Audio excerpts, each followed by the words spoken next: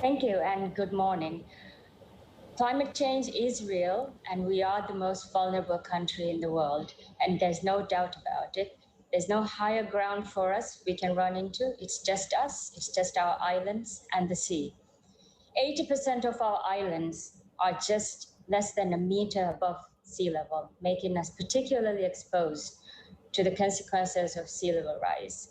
90% of the islands have reported flooding, 97% report shoreline erosion, 64% of our islands are experiencing severe erosion, and nearly 50% of all housing structures are within just 100 meters of from the coastline. So this makes us particularly vulnerable to sea level rise and global climate change. Aminath, there's just so many different angles we've got to cover with you on this one, but let's start with the human angle. If most of the Maldives is underwater by 2100, what will happen to the people living there? That means that the Maldives will not be here. We will not survive. It is our income and our food and our survival depends on how we address these vulnerabilities today. The future of our country, the future of our people, the future of our culture, it all depends on our action today. We need urgent action to address global climate change and sea level rise.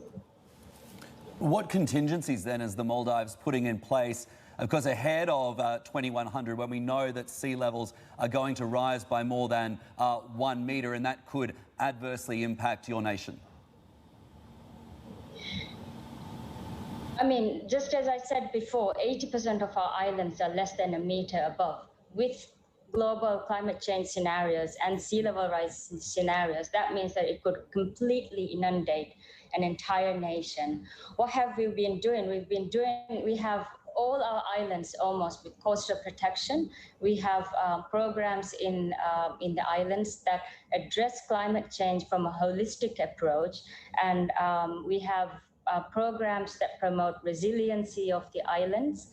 And in addition to adaptation, we also want to be leaders in mitigation efforts as well. We want to call upon the entire world to reduce their emissions and greenhouse gases. And we want to lead in the effort and to say that if the Maldives can do it, the entire world can do it as well.